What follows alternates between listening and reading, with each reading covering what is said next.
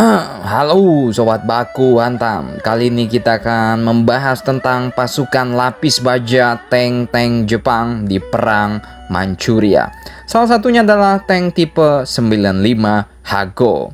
Tank ini adalah tank ringan yang digunakan oleh tentara Kekaisaran Jepang dalam operasi-operasi pertempuran selama Perang Tiongkok-Jepang Kedua dan Perang Dunia Kedua.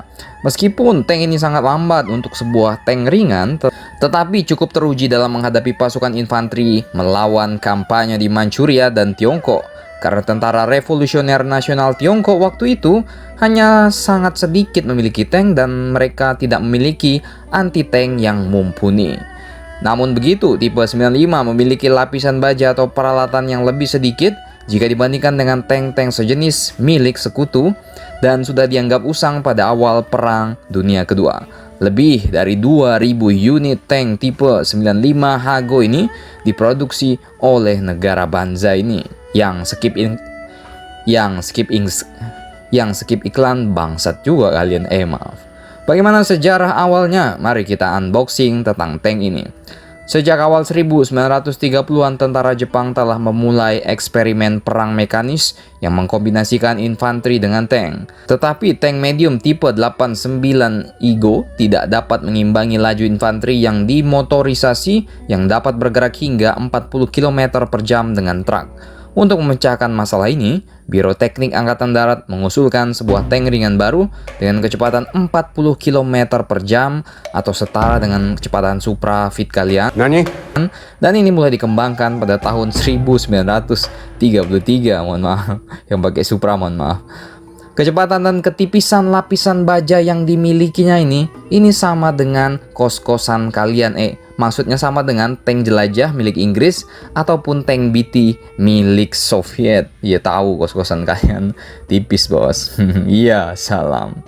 Pada 1935 pertemuan diadakan di Biro Teknik Angkatan Darat. Tipe 95 pun dipresentasikan sebagai sebuah tank tempur utama untuk satuan-satuan infanteri mekanis Jepang. Pada awalnya infanteri meragukan lapisan bajanya yang tidak cukup tebal untuk mendukung pasukan. Tetapi pihak cavalry mengatakan bahwa kecepatan dan persenjataan yang diperbaiki mengkompensasi kekurangan pada lapisan baja ini. Pada akhirnya infanteri pun setuju karena tipe 95 tetap lebih unggul dari satu-satunya alternatif mereka, yaitu mobil lapis baja.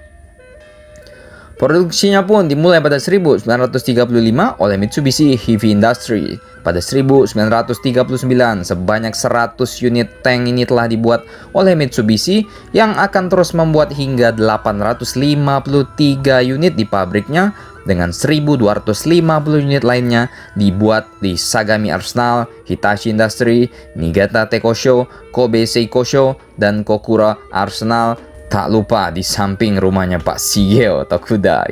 Assalam.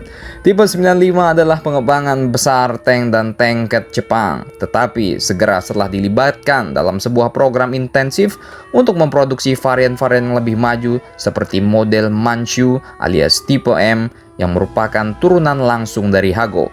Tipe M ini identik secara teknis namun dikembangkan untuk digunakan di sekolah tank tentara kuantung di Manchukuo dan direncanakan disediakan dalam jumlah yang jauh lebih besar untuk satuan-satuan lapis baja tentara Kekaisaran Manchukuo, serta diproyeksikan akan diproduksi massal di negara Manchukuo. Manchukuo ini negara mana, Min? Manchukuo ini sendiri adalah negara boneka Jepang yang pada saat itu berada di Tiongkok. Jika saja waktu itu Stalingrad, negara bapak kalian, Bapak Stalin itu berhasil ditembus oleh sang kumis caplang alias Bapak Adolf,